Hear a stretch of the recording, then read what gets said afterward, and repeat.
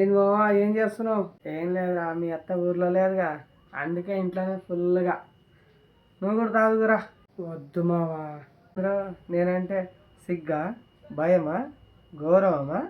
సిగ్గుతో కూడిన భయం వల్ల వచ్చిన గౌరవం మావా. అర్లే తాగరా.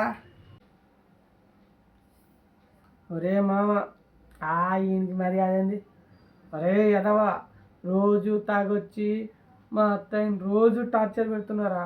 నిన్నెప్పుడో చంపేద్దాం అనుకున్నా, కానీ ఎందుకు చంపలేదో తెలుసా? నాకు మందు పోసేవాళ్ళు లేరురా, అందుకే బతికిపోయా. ఏంట్రా అప్పుడే వేరే విషయం మార్చావు? మావా, నన్ను క్షమించు మావా.